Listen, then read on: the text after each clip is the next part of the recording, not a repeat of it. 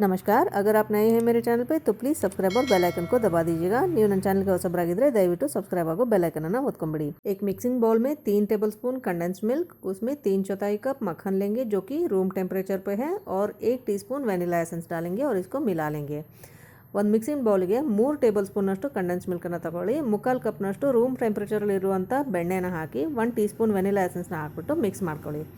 ನಾನು ಮನೆಯಲ್ಲೇ ಬೀಸಿರುವಂಥ ಅಂದರೆ ಪುಡಿ ಮಾಡಿರುವಂಥ ಸಕ್ಕರೆನ ತಗೋತಿದ್ದೀನಿ। ಅರ್ಧ ಕಪ್ ಸಕ್ಕರೆ ಪುಡಿನ ಹಾಕಿಬಿಟ್ಟು ಇದು ಎಲ್ಲನೂ ಮಿಕ್ಸ್ ಮಾಡಬೇಕು। ಎಲ್ಲಿವರೆಗೂ ಅಂದರೆ ಇದೆಲ್ಲ ಲೈಟ್ ಆ್ಯಂಡ್ ಫ್ಲಫಿ ಆಗಬೇಕು, ಪೂರ್ತಿ ಅರಳ್ದಂಗೆ ಇರಬೇಕು, ಅಲ್ಲಿವರೆಗೂ ಇದನ್ನ ಚೆನ್ನಾಗಿ ಮಿಕ್ಸ್ ಮಾಡ್ಕೊಂಬಿಡಿ।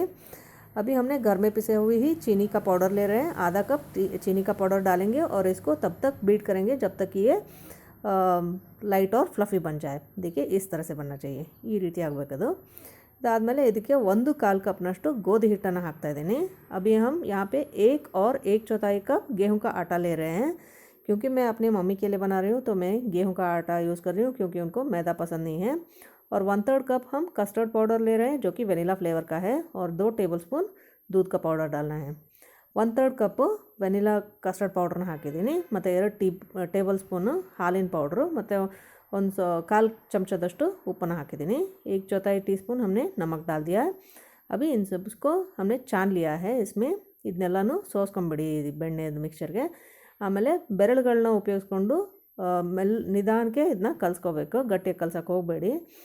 अभी हम हल्के हाथ से इसको मिला लेंगे। सिर्फ उंगलियों का इस्तेमाल कीजिएगा, हथेली को इस्तेमाल मत कीजिएगा। ಈಗ ನಾನಿಲ್ಲಿ ಟೂಟಿ ಫ್ರೂಟಿನ ಯೂಸ್ ಮಾಡ್ತಾಯಿದ್ದೀನಿ, ಯಾಕೆಂದರೆ ನಮ್ಮಮ್ಮನ ಇಂಪ್ರೆಸ್ ಮಾಡೋದು ಅಷ್ಟು ಈಸಿ ಇಲ್ಲ, ಹಾಗಾಗಿ ಸ್ವಲ್ಪ ಎಕ್ಸ್ಟ್ರಾ ಲವ್ ಆಗ್ತಾಯಿದ್ದೀನಿ। क्योंकि मैं अपनी मम्मी के लिए बना रही हूँ तो उनके लिए थोड़ा ज़्यादा प्यार डाल रही हूँ, जो कि टूटी फ्रूटी के फॉर्म में है, क्योंकि मम्मियों को इम्प्रेस करना इतनी आसान बात नहीं होता है ना। तो अब ये कुकी डो रेडी है। अब हम इसको शेप देंगे। आप चाहो तो राउंड शेप दीजिए या फिर स्क्वायर, या फिर जो मर्ज़ी में आए वैसे शेप दे दीजिएगा अपने कुकीज़ को। और आप चाहो तो फोर्क से इंप्रेशन भी डाल सकते हैं। ನಾನು ರೌಂಡಾಗೆ ಮಾಡಿದ್ದೀನಿ ಈ ರೀತಿ। ನೀವು ಬೇಕಂದರೆ ರೌಂಡಾಗಿ ಮಾಡಿ, ಇಲ್ಲಾಂದರೆ ಸ್ಕ್ವೇರಾಗಿ ಮಾಡಿ, ಇಲ್ಲಾಂದರೆ ಫೋರ್ಕನ್ನ ಯೂಸ್ ಮಾಡಿಕೊಂಡು ಇಂಪ್ರೆಷನ್ ಸಹ ಕೊಡ್ಬೋದು ನಿಮ್ಮ ಕುಕೀಸ್ಗೆ। ಶೇಪ್ ಮಾಡಿದ್ದಾದಮೇಲೆ ಒಂದು ಪ್ಲೇಟ್ ಅಥವಾ ಒಂದು ಟಿನ್ಗೆ ಒಂಚೂರು ಎಣ್ಣೆನ ಹಾಕಿಬಿಟ್ಟು ಚೆನ್ನಾಗಿ ಸ್ಪ್ರೆಡ್ ಮಾಡ್ಕೊಳ್ಳಿ।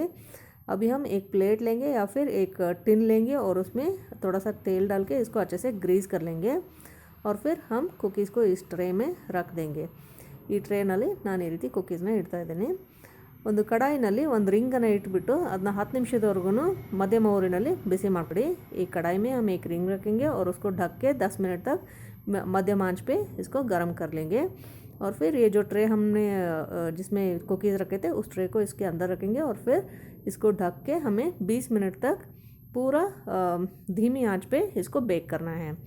ಈಗ ನಾವು ಕುಕ್ಕೀಸ್ ಇಟ್ಟಂಥ ಟ್ರೇನ ಇದು ಕಡಾಯಲ್ಲಿ ಇಟ್ಬಿಟ್ಟು ಮುಚ್ಚಳ ಮುಚ್ಚಿ ಇದನ್ನ 20 ನಿಮಿಷದವರೆಗೂ ಪೂರ್ತಿ ಸಣ್ಣ ಊರಿನಲ್ಲಿ 20 ನಿಮಿಷದವರೆಗೂ ಸಣ್ಣ ಊರಿನಲ್ಲಿ ಬೇಕ್ ಮಾಡ್ಕೋಬೇಕು। ಅದಾದಮೇಲೆ ಇದನ್ನ ಪೂರ್ತಿಯಾಗಿ ತಣ್ಣಗೆ ಹಾಕ್ಬಿಡಬೇಕು। ಕುಕ್ಕೀಸ್ ರೆಡಿ ಆಗಿದೆ ನೋಡಿ। ये कुकीज़ अभी रेडी है और बहुत ही लाइट और बहुत ही क्रिस्पी है टेक्सचर। आप भी ट्राई करके देखिएगा, ತುಂಬಾ ಲೈಟ್ ಹಾಗೂ ಕ್ರಿಸ್ಪಿಯಾಗಿ ಬಂದಿದೆ, ಟ್ರೈ ಮಾಡಿ ನೋಡಿ।